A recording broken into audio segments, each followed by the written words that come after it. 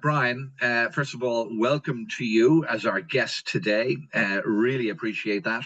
I'll do a brief introduction, but I think it's always useful to kind of start off with a little insight for myself. Today is really about, how employee experience fuels CXXs, but also business growth. And I tripped over a lovely quote during the week, which says that business growth doesn't start in the boardroom.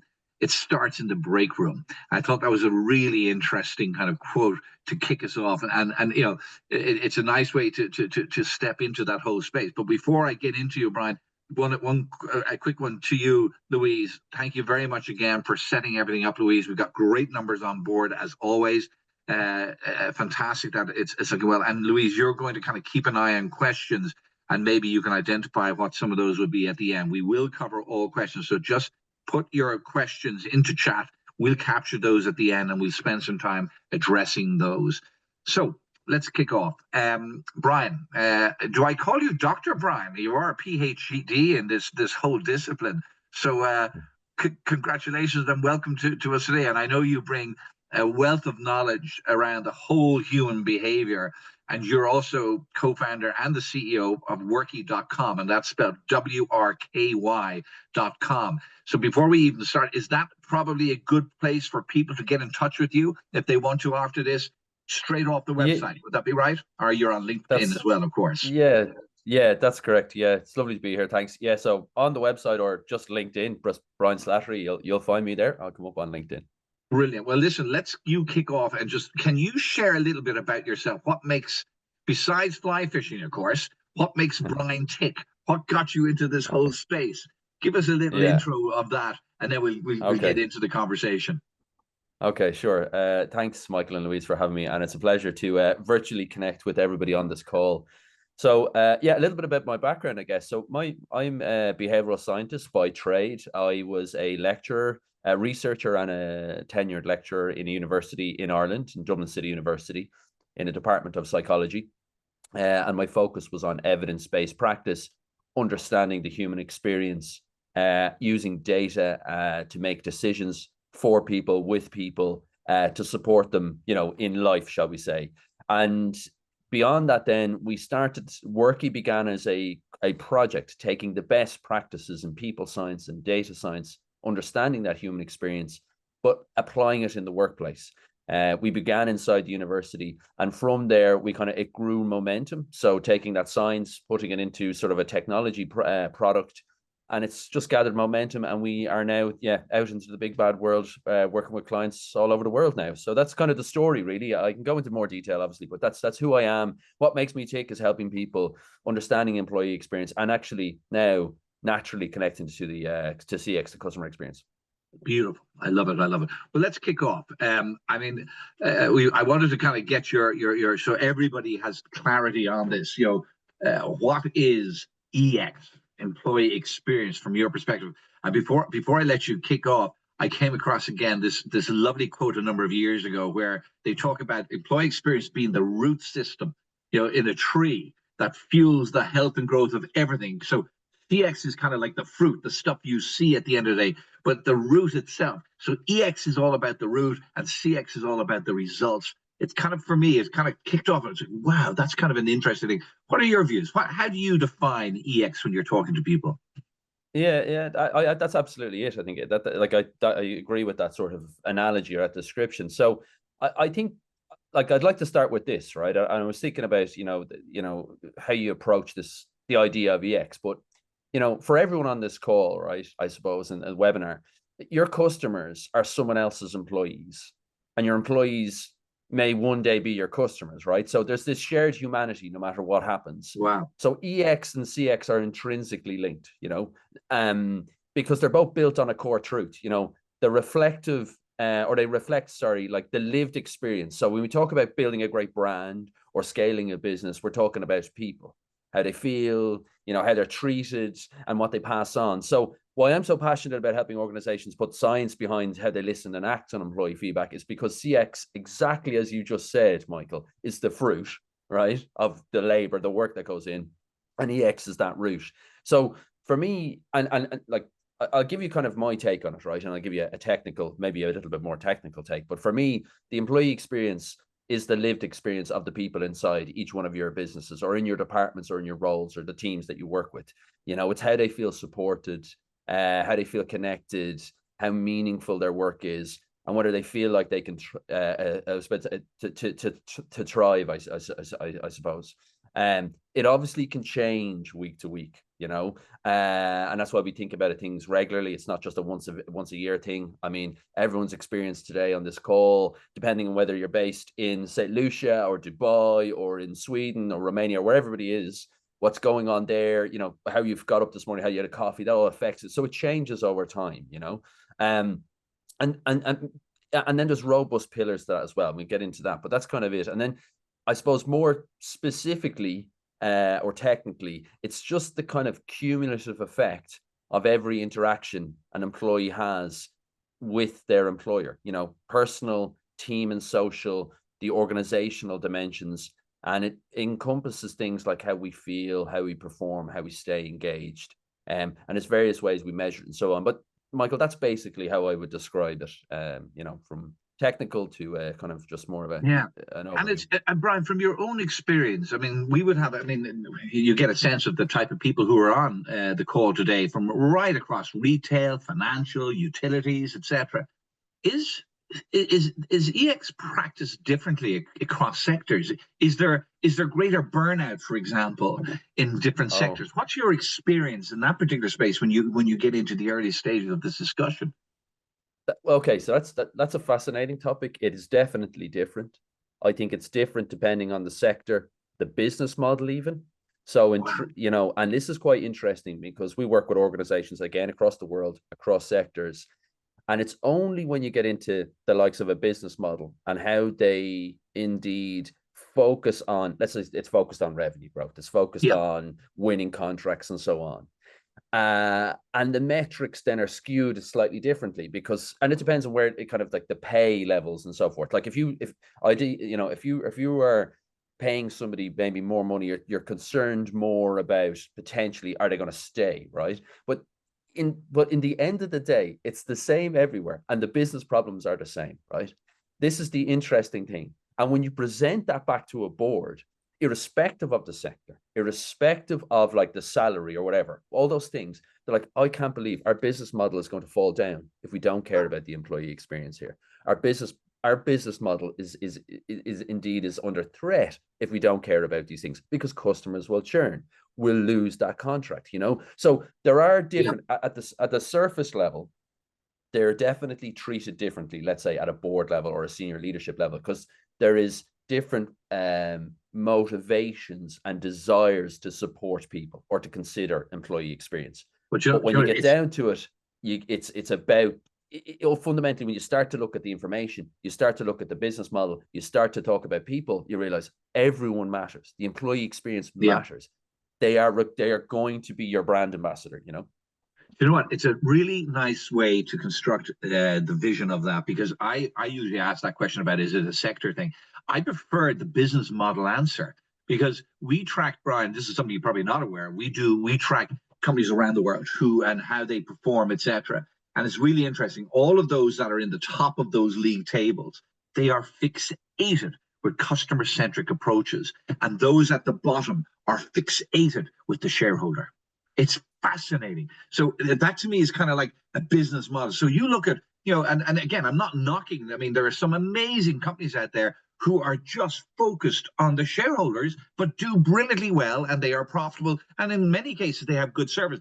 But then you look at, for instance, like you look at a lot of the telco companies around the world today, their model has changed so dramatically, and the investment is so significant that they have to be focused on the shareholder. It really is. But it's really interesting. In some cases, they will be very open and say to you, we don't care about the customer. We care about our shareholders. And when we do that right, our customers will benefit. So it is a different business model. That's a nice way to approach this, is that you have that out there, and it's not just by sector.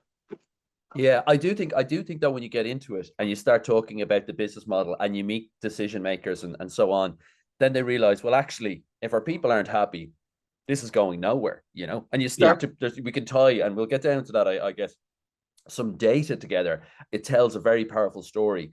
And yes, there are some sectors and there are some business models that don't require necessarily Yeah. the employee experience is maybe not the highest priority, because it's, you know, it's not maybe related to customer experience. But if you are a customer centric business and you are a people related business, it has to be. They're two sides of the same coin.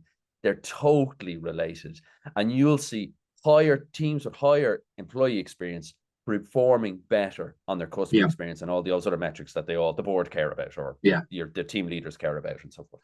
Well, in terms of performing better, I mean, you lead us nicely into the next question, which is really, what is the potential here in doing EX brilliantly? I mean, how, and not only what is the potential, but how do you track it? How do you get into the nitty gritty of being able to recognize that by doing certain actions, you get certain results?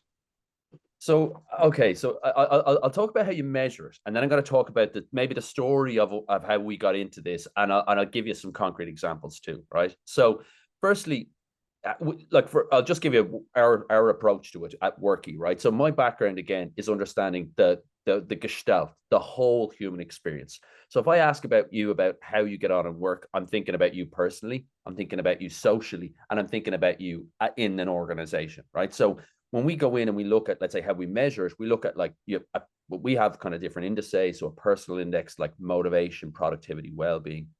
Your social index, how are you getting on with the leadership? How are you getting recognized? Communication. And then on an organizational index, like your commitment to the business, your learning and development opportunities, your job satisfaction. And when we talk about measuring it, at the start, at the top of what we were discussing, I was saying it's not, this isn't a one and done thing. This isn't like you're happy today and I walk away. Or it's not like if you know, would you like a cup of tea, and I come back 6 months later with a cup of tea kind of thing. This is an ongoing thing. Your experience is lived and it changes. So there needs to be certain checks measuring certain things that are validated, that have data behind us, that are benchmarkable and so forth, right? So that's a key thing, because then you can start to make decisions off a structured, good data set. So that's what we do at Worky. When you look at that, you can say, right, I can predict employee churn, I can predict productivity, I can do all these things. So going then into why it matters. Well, one of the various early conversations I ever had was with a CEO that sold their business for a lot of money, hundreds of millions. And he said the very first thing he thought about was, and I met him for coffee before I started the business, and this is 20 years ago. He looked at employee experience data on the back, almost at that time, it was like done very crudely. And he looked at sales performance and customer data. And he saw managers that had higher levels of employee satisfaction, had higher levels of sales retention, or higher levels of customer experience and sales retention. And he just used to do a simple correlation. That thing that man did allowed him get that business to where it was, right? And that was something done in a time where we didn't have all the access to this type of data. You know, he was just doing it sitting there. Then we move on to today, right? So we've got it. I'll give you some kind of key stats and so forth. But we've gone in then and we've worked with companies, and you can see in a boardroom, we've gone in, and again, we've got lots of like financial services. I know was called out here. So we've got financial services companies, we've got various different companies, but you'll see that the employee experience data maps perfectly to things like your CSAT score. You know what I mean? It's not a wild. Anyone today can just take their data, their CSAT scores by location, by department, by role, by team, whatever, and you'll correlate it, and it will be almost a perfect correlation. As one goes up, the other one goes up, or one goes down, the other one goes down. Especially when you've got customer-facing roles. You know what I mean? Where you're actually got people who are representing your brand. You know how they feel, all those things. So that's the kind of the kind of sort of the level of impact you have. And I've been in a logistics business. I've been in a global IT business. This is all this year. I've been in and these are boardrooms, by the way, senior leadership meetings and boardrooms, and a paint group, would you believe, manufacturer. All of those have related the ESAT or employee experience data to see the customer experience data, and they can see this. You know, it's there. The relationship is there. But the interesting thing was, so this year, we've been working with they're a US company, an IT company. They'd have about 4,000 staff all over the world. They went through their EX data. We worked harder on that, and then we passed it back. They have a very talented team in there, and we passed back that information. And they use that information. Like, we worked with them on this, but they led the charge. So it's not us at Worky really talking about this. It's just their data teams looking at it, and they could explain 24% of sales attainment. So not even customer experience, it's sales attainment in Q1 of this year based on the employee experience data. They'd looked at it by team, by role, and you could see where these key employee experience indicators were going up, sales attainment was going up, and that was put then into a predictive model. So we're not now talking about just customer, like customer retention or net customer retention scores. You're talking about actual sales, revenue generating. So to me, that's a very hard statistic. That's compelling. That's come from an organization that we work with that they've done their own work on. And now that's obviously been taken very seriously. So that gives you kind of the sense of how you measure it, some sort of anecdotal evidence, all the way up to a key stat that matters. Yeah. And Brian, can I ask you, in your world, who leads EX in the organization? Is it a HR department, or is it everybody in the organization? Is it all the different department heads? Who generally leads this? Oh, that's a really fascinating question, because I just think you've hit the nub of a major talking point, I think. So first and foremost, it can be done locally. Like if you're you're looking after your customer retention and you're looking after a team, you're like, how do I create the employee experience here so they have a great time? But you're obviously constrained with the parameters that you're given, subject to resources. That's, the culture of the business. Did I want this or not? EX typically is brought in by HR or people services, but it's owned by everyone. It's not it shouldn't be a HR strategy or it's part of a HR strategy perhaps, but it needs to be top down, where we see exceptional sort of employee experience groundwork, and then resulting obviously in, like, for example, that company seeing it impacting sales attainment, and you can see it impacting customer experience data. That's then coming down top down, and it's coming down from managers and leadership who care about it. And there's a culture of saying, well, actually, our business model, irrespective of where we're a fintech, SaaS, whatever it is, we care about customers. Our people still have to meet customers. Therefore, we need to care about our people. We're putting them out there in front of our customers. Yeah. The metrics matter: customer retention, ARR growth, and so on. So, so it comes back down to that level. But ultimately, you need buy-in from the top, and it comes down. No buy-in from the top, no traction. It tends to be that, but it's stuck. It's what was the quote we mentioned at the very outset? We talked about that, this whole area of that business growth doesn't start in the boardroom; it starts in the break room. It's kind of interesting. Absolutely. So I think we're right. It needs, for traction, it needs to be top down, and in order to deliver it, it needs to be kind of upward and exactly. getting everybody involved. Yeah, sorry, Michael. I just want to say that on that, I think, sorry, just to corroborate or to come back in on that point, I completely agree. That the one thing, the talking point is this: it needs to come down exactly as you said, but it needs to be owned by that, let's say management, middleman, whatever it is. It has to be delivered where every day you wake up and say, high performance matters, high performing EX matters, high performing CX matters. You know what I mean? If we're to get to the next stage, I need to own this. This shouldn't be a HR conversation or a people teams conversation or people analytics teams conversation. It should be, I'm a leader, I care about my people, I need to move the needle on these people metrics. If I do that, we're going to have great scores on the other side. Yeah. And can I ask you again? Of course, I'm asking you questions that we never agreed. This is the way these sessions go. But when you talk about capturing data around EX, can you give us a couple of examples of the basic areas, the type of data you're looking to capture? I mean, I know I can see some of the questions that are coming through, brilliant questions, but is it just simple surveys or, internal? What are the key data points we look for to determine how we're doing in EX? So, okay, that's an interesting one. Yeah. So there's quite a lot in this, I suppose, try to unpack it. Right. So there's simple things you can do. I'm just going to talk about, let's say, our approach, but the approach that, anyone can take. We want to look at how people are getting on individually, right? Yeah. So, and then we want to look at how they're getting on in teams and in the business. Now, what I would say to everybody on this call is that if you're going to do employee surveys, we know survey fatigue, we know all this kind of stuff. There's things that we need to do, and I think we could talk about takeaways at the end, or I could address any of these questions. I would say less surveying is better. You need to act on surveying, and you just need to ask the right things, what you care about, right? So the employee net promotion score, and a few things about like how people are getting on motivationally and so forth. Those are key things. They need to be standardized. And I would look outside of, I wouldn't, I would look to an expert in that area about how to measure it, because they will have benchmark data and come back in and say, this is how I would set up a cadence of understanding the employee experience. It might be very different in fintech than it is to a logistics business, and it might be very different from frontline staff when you've got very few moments to capture that experience to when it's somebody sitting at a laptop, for example.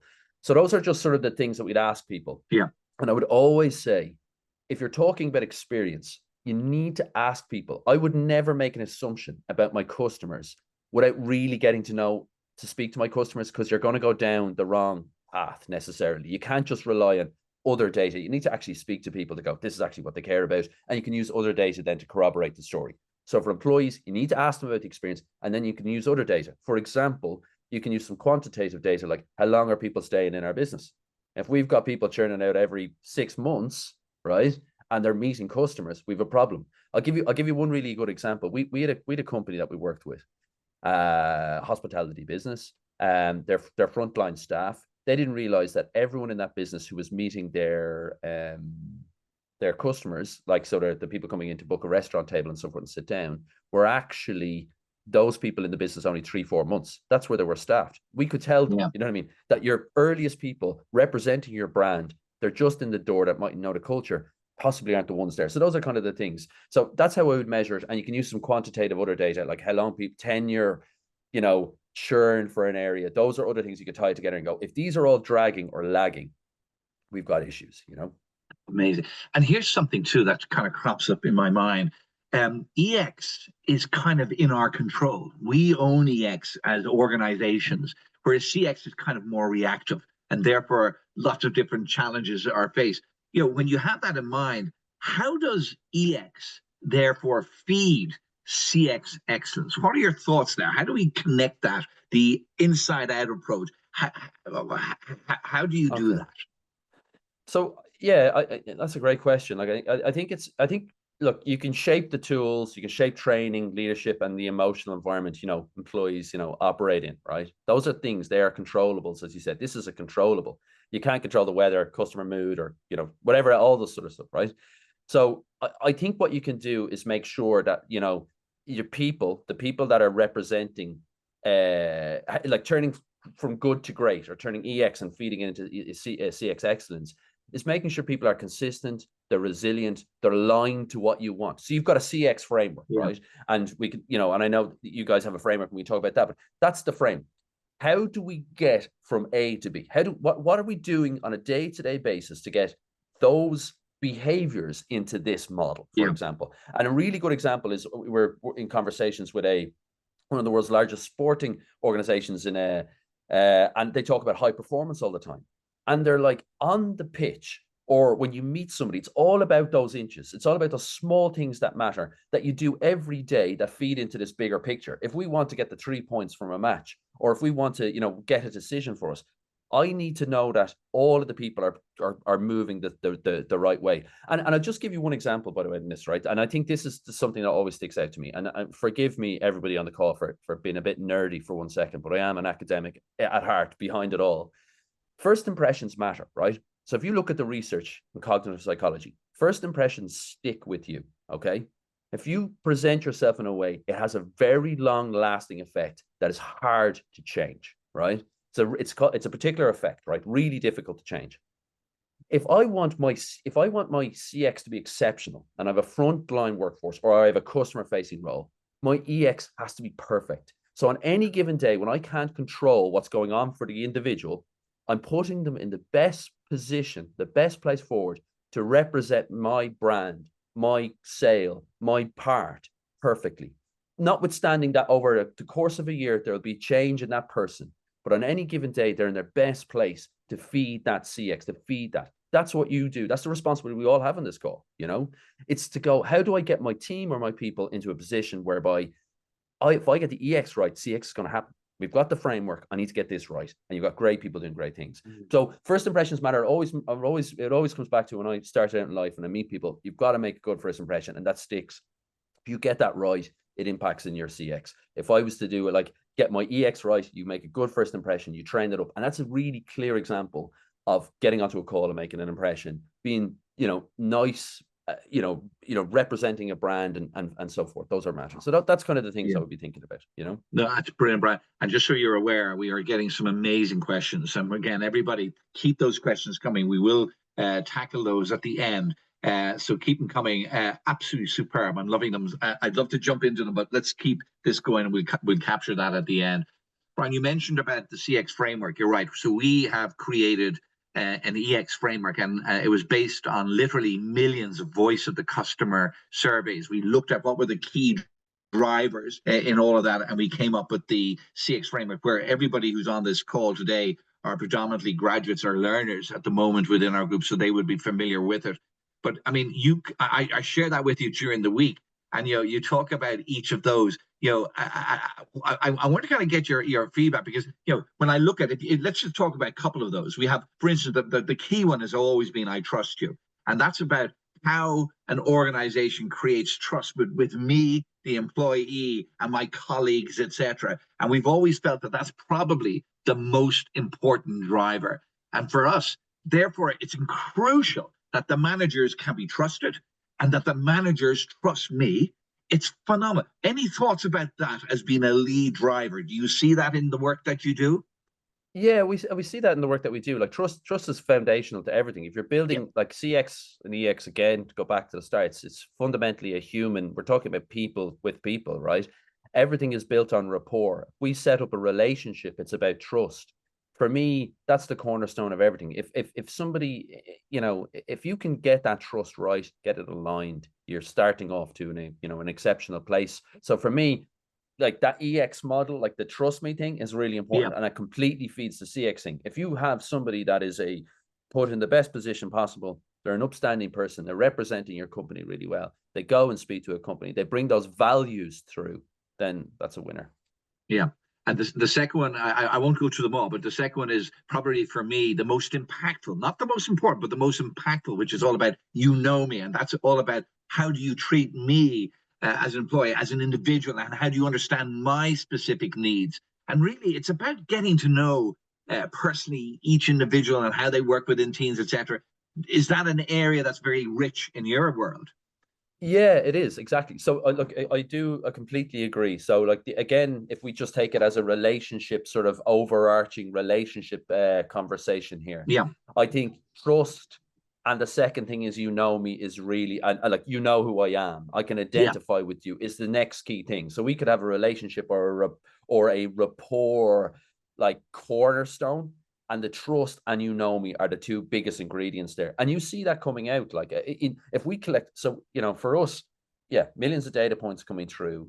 You can look at all the qualitative data like commentary and so forth. You can see great managers, you can see high performing teams. And when you look at some of the stuff, the comments coming through, it's really interesting. You'll see like, I just think this person gets what I'm doing, or I'm aligned in my job. I feel understood. I feel heard. These are all the things, that you'd want. And it's interesting. Sorry, Michael, just to say, it's interesting because I know we're talking EX, I know we're talking CX, but it's the same thing. You get off this call, you sit with your colleague, you go home, talk to your family, whatever it is. These are the same things. You know me, you trust me. That's it. That's the cornerstone, and everything else flows from that. Yeah, no, it's absolutely fascinating to hear. And the interesting thing that we've done too, and we should have a separate conversation about this too, Brian, is that we, over the years, what we've done is we've asked companies to get their staff to rank the organization in terms of their EX, but also we then they do surveys with the customers to rank across those 6 drivers on the CX. And it's fascinating because what you tend to find, we've created this thing called the 88 rule. And this was a piece of work that was done by Bain, who gave us a net promoter score. And they interviewed 300 CEOs around the world and asked them, does your organization give an amazing experience? And, the majority, 80% of those CEOs went, absolutely. But when they ask the staff of the same question, only 8% might agree. And it's like, it's going, whoa, there's a gap. And it's really interesting to know, because those companies where the employees feel they are scoring lower than how the customers rank you, these are companies that really give a damn. They care deeply about going the extra mile every single day. So from that perspective, it's really good it's a great metric to look at for any company here today, is to measure how your staff rank the organization across those 6 drivers. It shows so many areas that you can work on. and deliver going forward. It's fascinating, and I suspect Yeah. you're well in there. Brian, before we get into cues, a couple more questions. One is really about who in the world is doing EX better than anybody else and why? Any thoughts on that? Yeah. I've thought, like, we work with all sorts of organizations, but I suppose one that, like, I know of, and it's public knowledge too, but it's just given, I don't, like, obviously we've got lots of different types of, employers and sectors represented here, but I do know the retailer Lidl Ireland well, and they're doing a fascinating and a fantastic job. They built one of the most progressive employee cultures in retail. They've, the work by Maeve McLean and their teams, you can see it publicly, like, the fertility benefits, real investment in mental health, strong pathways for advancement, and interestingly, all underpinned by like proper measurement, and they're doing a really good job. So you could sit down and review that from the outset and say, right, I can see that they care about their people and they're trying really hard, and they do a great job. So they stand out to me, because it's not just like you're in and that's it. It's like, let's just figure out what it's like for an employee throughout the career life cycle. How do we keep them here, and how do we maximize what they can do? So they stand out to me. That's amazing. And it's funny, we note that when you get into retail, that's where a lot of CX innovations taking place. And therefore, Okay. we would ask everybody on these calls, look to the retail sector. That's where you find the magic. You'll find some really Yeah. interesting insights there. And let me add to that, because we've done some work with other groups out there, and there were three that come to mind for me. And I was talking to Siobhan, who unfortunately couldn't be with us this week. But she was talking to me, reminding me all about First Direct, who were number one in the UK last year in that league table. And in essence, one of the things that stood out for me on that story was that they tend to hire from the caring sector. So they go into the caring sector, nurses and all that kind of stuff, and want to bring that skill set into their organization. These are people who give a damn with everything. They are such a good fit for any of those organizations. We were doing some work in the States this year, and we came across a group called Sunset Transportation, and they have a lovely program. When they are onboarding new staff, they do a treasure hunt. It's amazing. Over the first week, when these new employees come into the organization, they basically give them 6, 7, 8 people that they're going to be working with in their new role, and they have to go and find them and ask them questions and all. And as during that process, it's a great way to engage with people in that human way. And the last group would be Southwest Airlines, who, again, we would kind of know them really as one of those budget-friendly airlines. But one of the things that Herb Kelleher, who has recently passed, he was a huge CX advocate. He just emphasized the importance of treating people well all the time. And what he wanted to break down in his organization was break down the silos. And they are kind of considered now as one of the leading cross-departmental organizations in the world. And it's from everybody, from the baggage handler to the pilot. They're all in a position now where they can make customers smile. And it's a lovely kind of promise that they offer everybody out there. And that all comes through those EX initiatives that are out there. So again, if anybody has any questions or anything around or any thoughts about who's doing this brilliantly well, we'd love to hear from you. Some great questions, which we're going to get into. I'm going to finish off very quickly here, Brian, with you. If you were to give 1 or 2 or 3 key tips to anybody who's on this call today, basically that they could act on immediately, what might they be? Yeah, the biggest one is that, it comes back to something we said earlier on, like employee experience is not like a HR project. It's a growth strategy. So I would treat it with the same commercial discipline as customer experience or sales. That's 101. The second thing is you need to embed measurement. You can't just put your finger up in the air and say everything's fine. Your 88 rule shows that there can be misalignment. You can be out of whack. So you need to get robust measures in place. It doesn't need to be taxing. You just need to check in and listen to people, listen to how they interact with customers and so forth, and acting fast on insights. So the top drivers of customer experience, gains, as it were, go back to kind of like, as you said, like, do you trust me? Do you know me? And that's around empowerment, recognition, and communication. If you see an issue, I wouldn't be waiting for perfection. If you see an issue, you need to act, to steady the ship and so on. So those are the 3 things. Love it. Absolutely brilliant. And it's funny, as you're saying that to me, I kind of the question that comes to mind is how long has EX been as a discipline? It must be with us from day one. I mean, this Yeah. is the earliest part of business growth strategy is look after your best people. We've said it time and time again. Happy staff equals happy customer. You hear it all the time.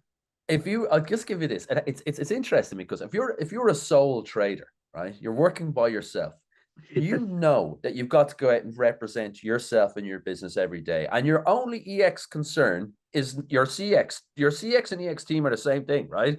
And you need to go out there and do, and you realize that bad days occur, but on overall doing a good job, right? It's a scaled version of that. You know what I mean? EX has been with us all the time. It's just now, I suppose, well, I'm not sure. I just remember meeting that gentleman who had looked at it like 20, 30 years ago. And it's always been a HR thing, I suppose, but it's now becoming more talked about. It's becoming more granular and disciplined and data driven, I suppose, because we've access to things, you know. But yeah, it's been with us the whole time. It's just been given a No, name, maybe. absolutely brilliant. Brilliant. Louise, can I get your involvement, please? There have been some fantastic questions coming through that I've been kind of monitoring as we go through.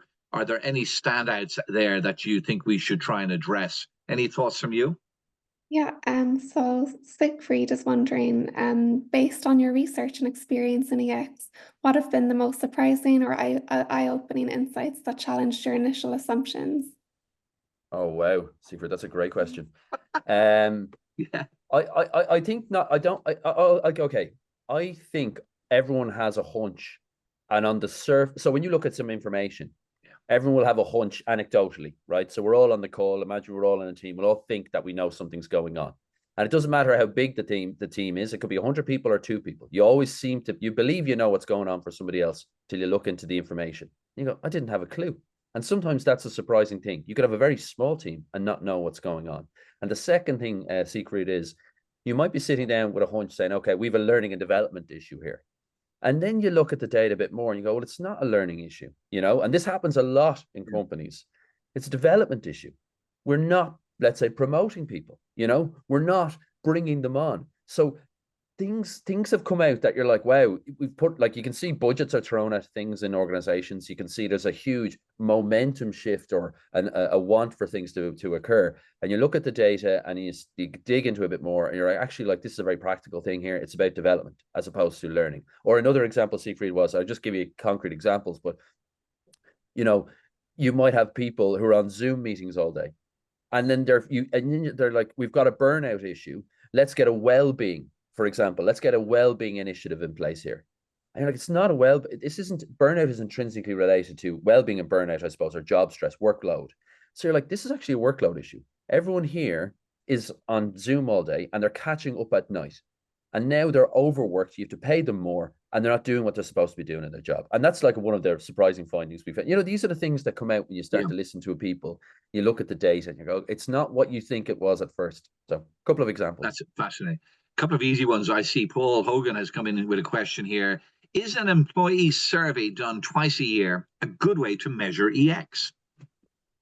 That's a great question. So I would say, Paul, it depends on the nature of the survey, because there are continuous listening to there's a way to continuously monitor what's going on. So you can kind of voluntary or involuntary get information. People might have a channel they can say, here, look, this is what's happening for me today, like a ticketing system. That's a Yeah. really nice way, and you're not always annoying people with surveys, right?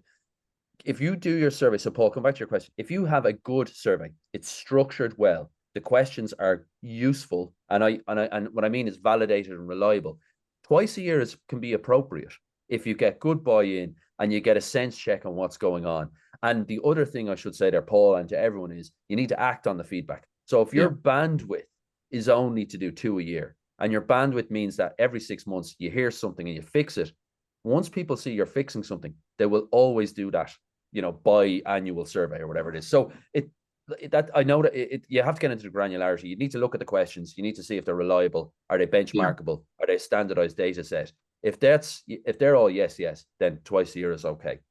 And it's interesting. Let me add to that too, Brian, if you don't mind. We do a lot of the surveys, again, getting employees to rank across the 6 drivers. And one of the things we find is that different departments score completely different. And also leadership teams tend to score our performance internally much better than staff who are dealing with customers face to face every day. Yeah. So it's really interesting. If you are doing those surveys, Paul, make sure you can break them down by department, by title, by level of.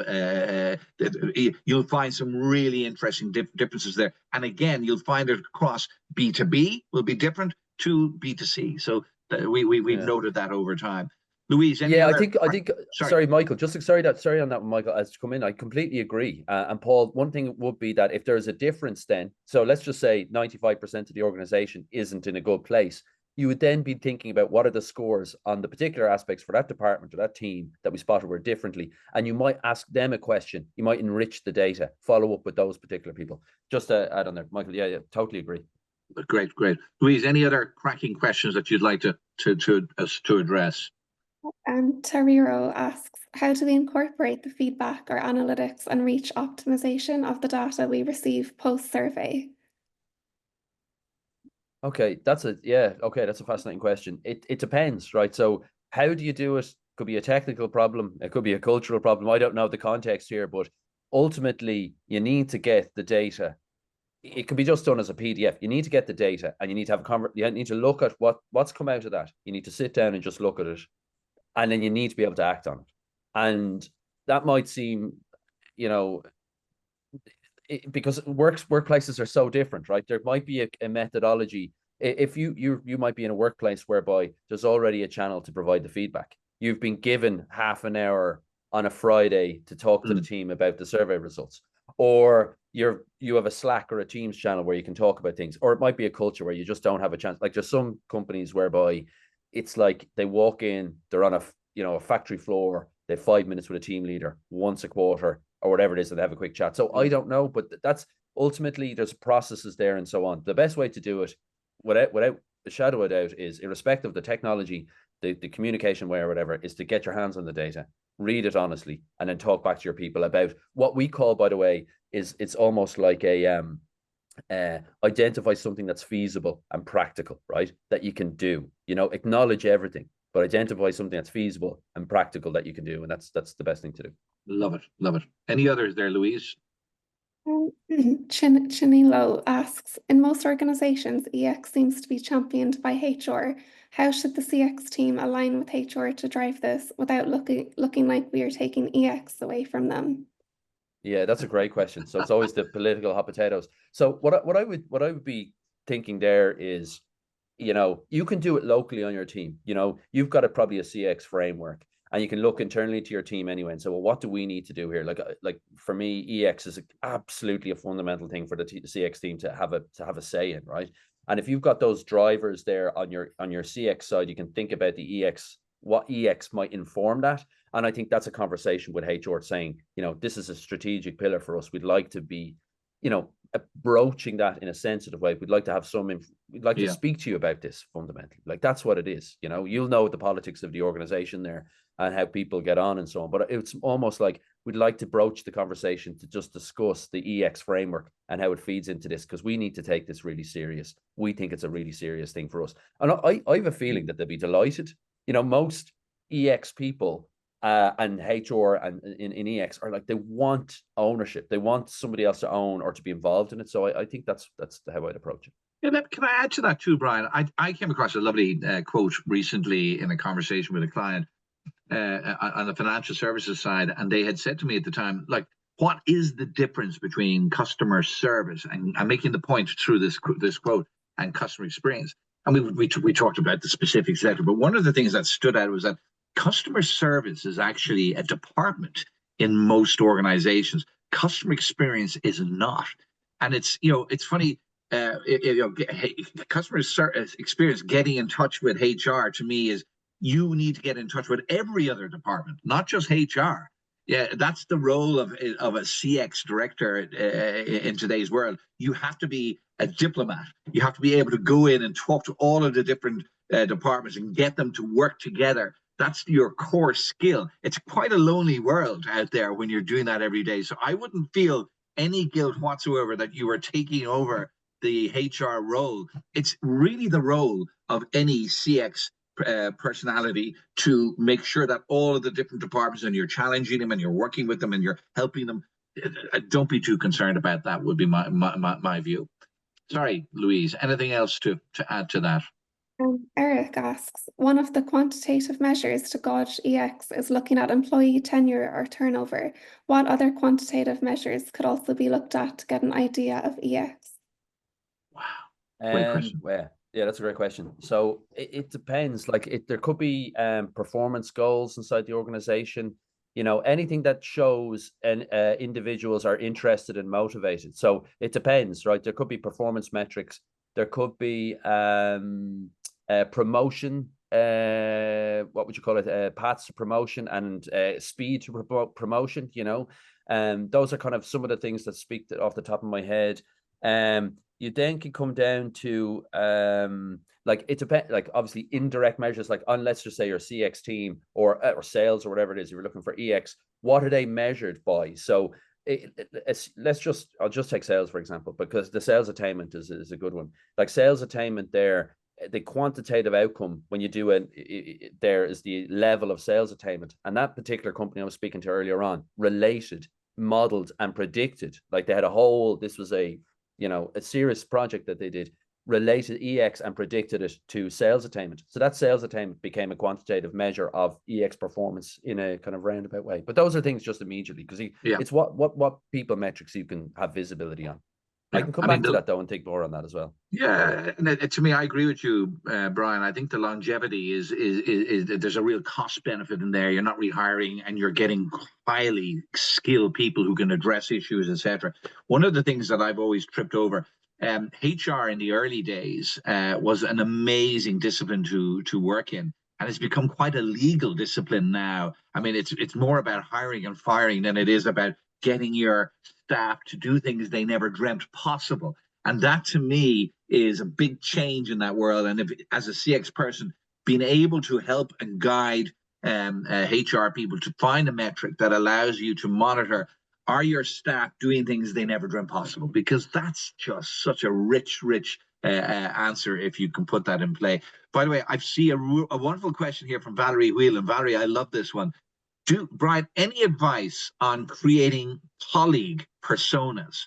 That's kind of interesting. I've not tripped over it, but it means so much to me when I hear it. What do you think is the most useful way to segment them? Is it around engagement? So have you ever developed colleague personas? We develop personas around customers all the time, but do you do it on colleagues? Yeah, that's fascinating. So we haven't, right? I'll just be honest here. So we can see it, right? We can see groups and teams. So I would say we can see team personas, right? Actually, because you can see how people get on. Our method here, Valerie, about how we look at things is always kind of at some level of a group level, so people trust us, right? But in terms of just stepping back, you can see, I suppose, particular personas coming through the data, but we've never kind of gone down that road. There are other companies that look at one of the individual traits or look at it more specifically like that, and then pull out a persona. I'm just thinking here, like, I'll give you an example. Actually, we do look at, for example, maybe this is an interesting one, but we do look at, like, high performing teams, and you look at all the metrics around Valerie, those high performing teams, and you can pick up a persona of what it looks like. What does it look like culturally here?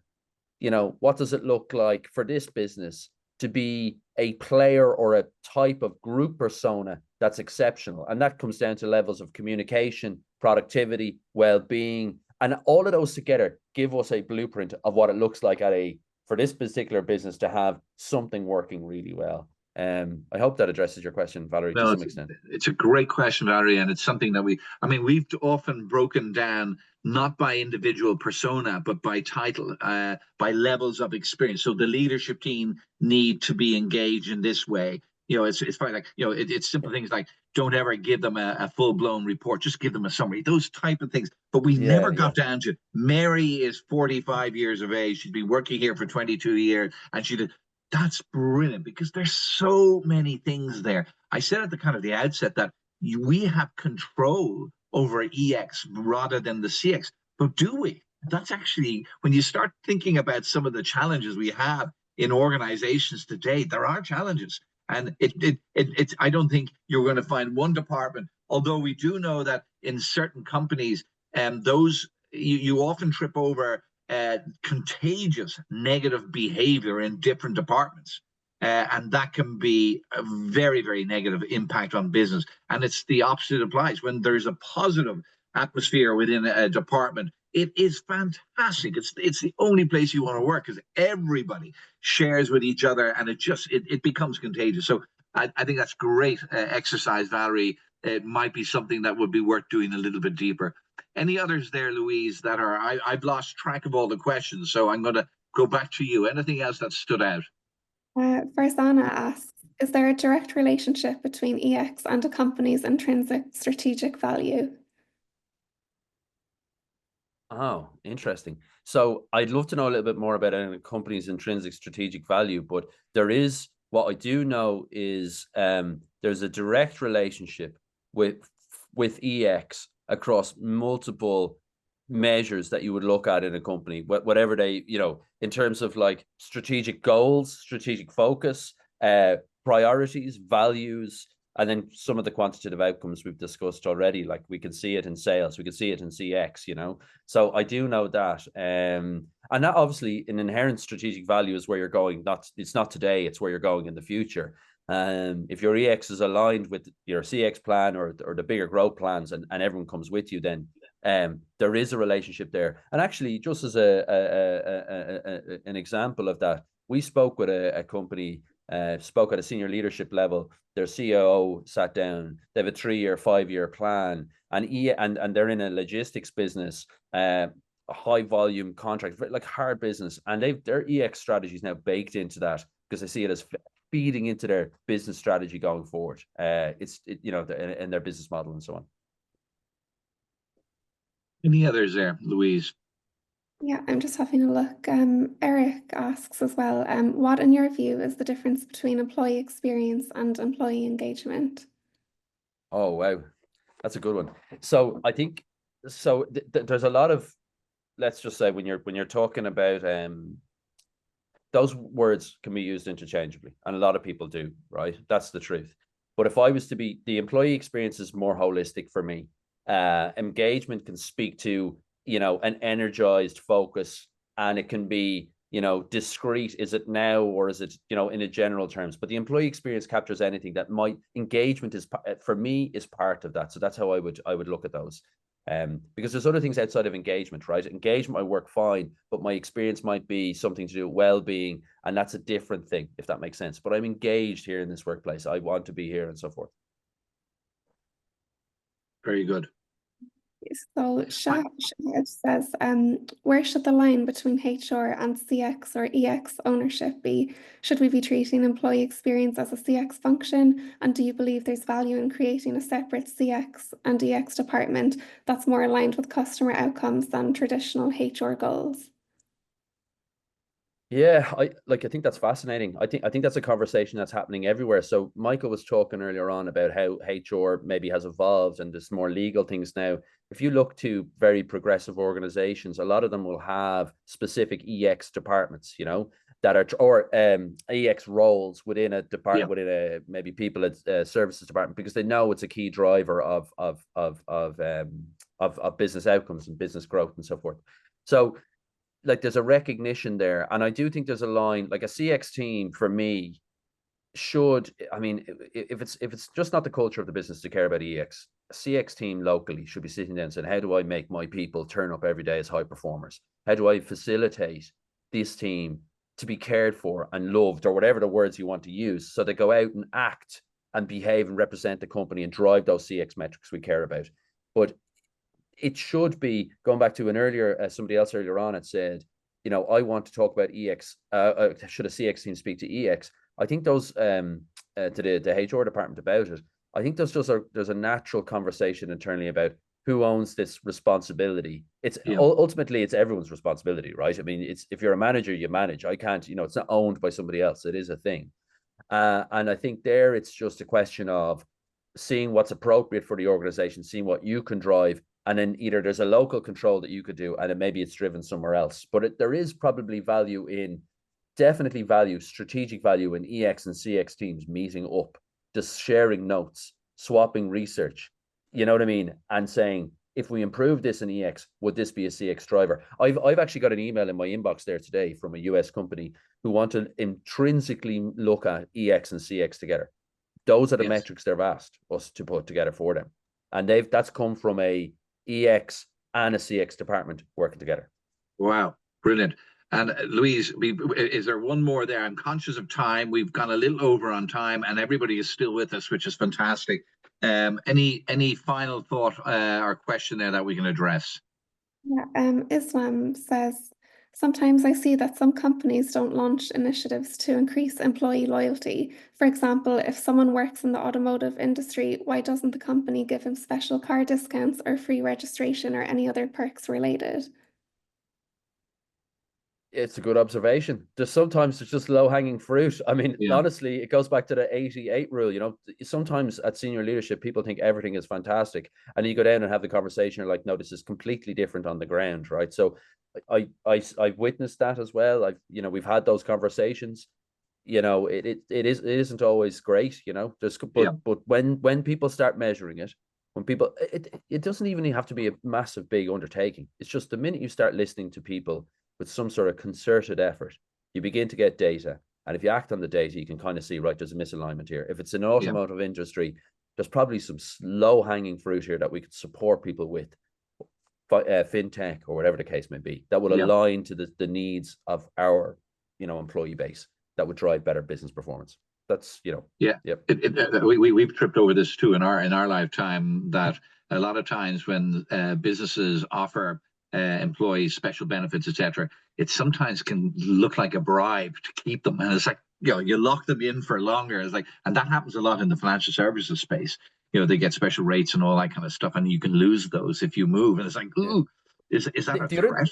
So you have to be careful. The other thing that can happen is that organizations will deliver a benefit because, like, oh, we have to have benefits, and they'll do it without thinking, right? It's a bit like going back to the data earlier on, and I said, imagine you were looking at we think we've got like some sort of a well-being problem. We need to pay, everyone here needs to get a well-being program. And you're actually like, well, if you listen to people, it's just that they're working all day in meetings and they can't do their normal work. So they have to work at night. So if we sort out their workload, you won't have the well-being problem. You don't have to pay for the well-being initiative. And actually you could give them some other benefit that they require based on something they've asked for. Those sort of things, connecting the dots.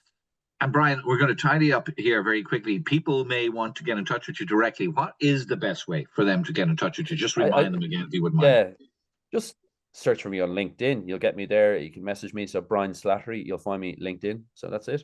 It'll be a pleasure to speak to get back to them. Listen, Brian, thank you so much. This has been superb. We've reached the hour. We generally try and get this done in about 45 minutes. So very much appreciate it. Phenomenal questions coming through. Sorry to those if we didn't get to cover them all. And we've had a wonderful participation from people from all over the world, and very excited about this. We will get the video out to all of you to share with your colleagues, and hopefully you've picked up some nuggets that will be useful for you later on in the week or in the months that follow. Brian, on behalf of us all, thank you so much. I'll talk to you later. And Louise, as always, great job in getting everybody here today. Thank you for all the hard work, etc. So thank you all. Thanks, everybody. Thanks, Michael, Louise, and everyone.